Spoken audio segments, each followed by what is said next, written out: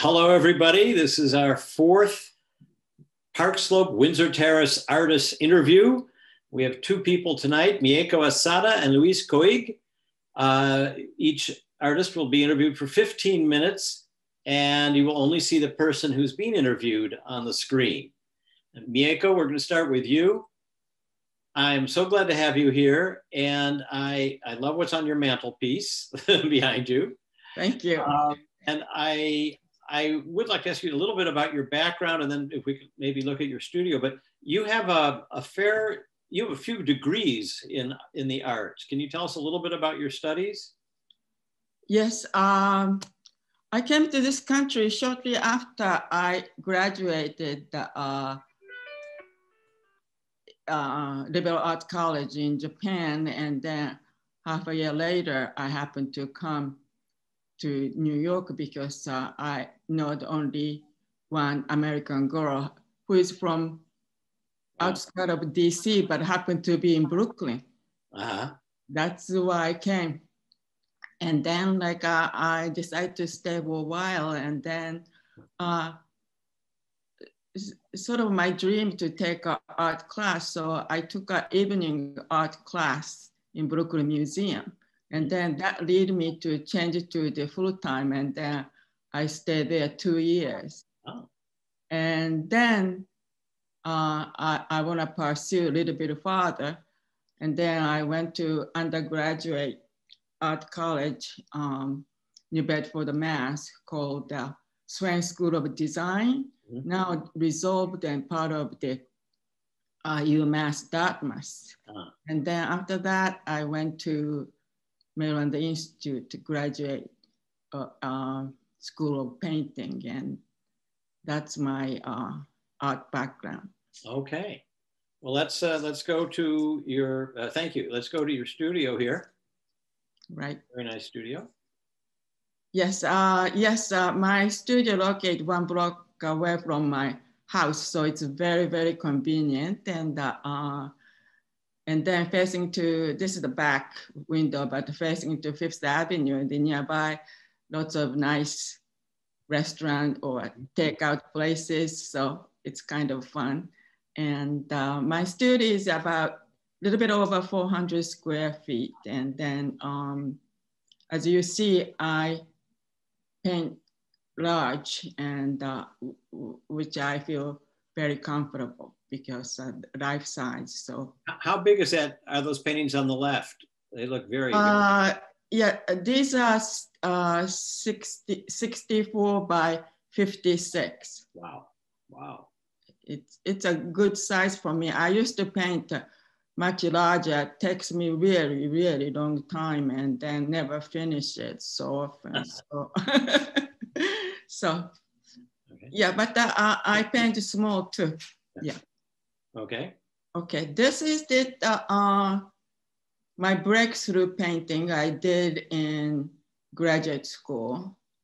And then that's made my one teacher very happy because he was not sure what I was doing. And then he said, take off your stockings. And then he's an old man using that term, but I took a show yourself. And then, but these two figures, and then I sort of combine the figures when I see sometimes from the newspaper or magazines. And as a matter of fact, this dancer is Mikhail Baryshnikov, and from one of the dancing magazines. And that quote you just cited about take off your stockings, that's on your webpage. That's your motto. Show more of yourself.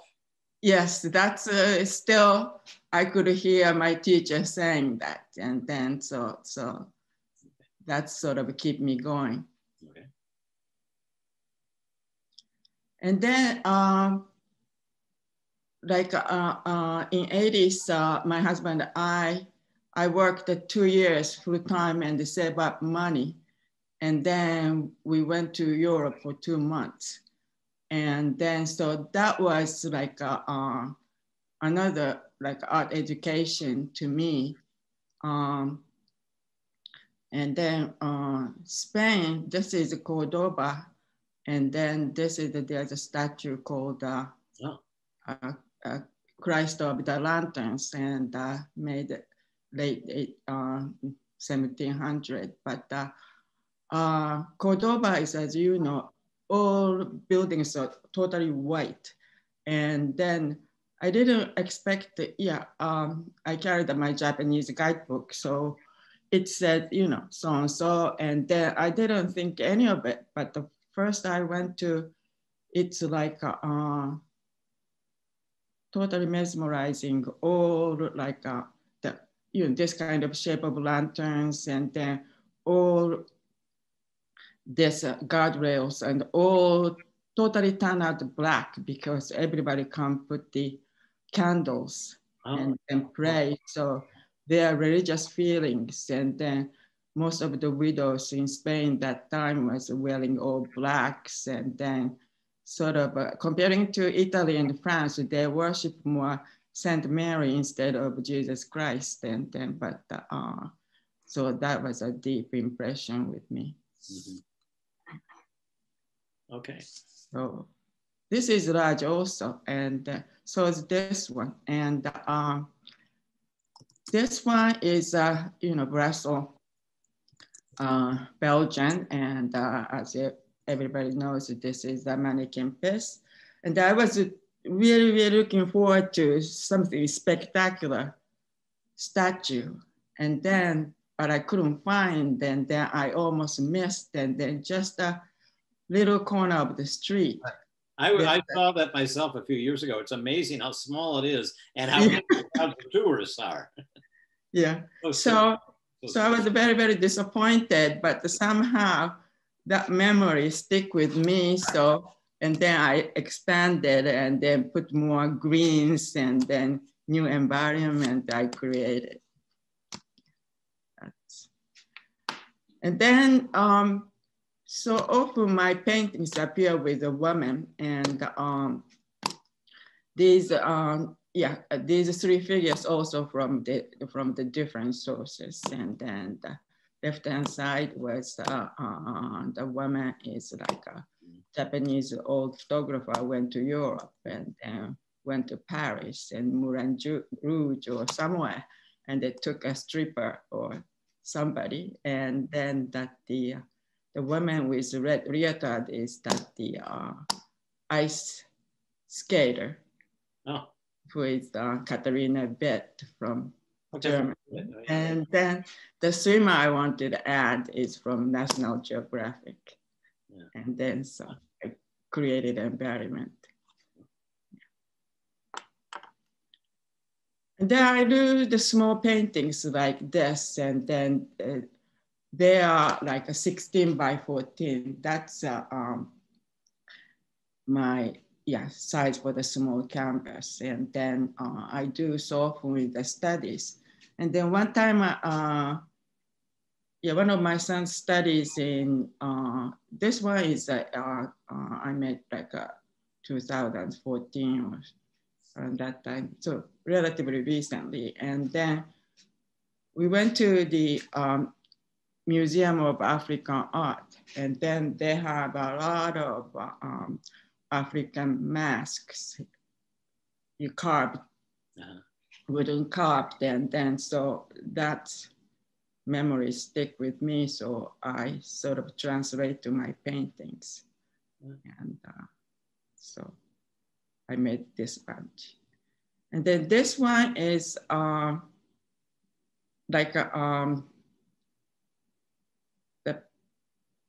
temples, one of the oldest temples in Nara. Nara is older than Kyoto, and then that's oldest city. And the one of the temples always closed, and every now and then they open. And then this is the, like, when I look up, and then the ceiling was so beautiful. And then sort of probably each panel, like all panels painted at the same time and the same pattern. But it get old and then peeled, and then so I sort of visualized making like that. And this is a 16 by 16. And then last three paintings are my recent paintings, and I call the Subway Rider series. And then this is the first one, and I made in 2019. And I thought about, felt that this is unfinished. And then I have an old friend, we studied together in the Brooklyn Museum, who went back to Israel. And every now and then she come to visit. Her husband's family is States, so he come to visit. And then he stopped by Brooklyn and then see my work. And then she really liked it. And then she said, oh, this is finished.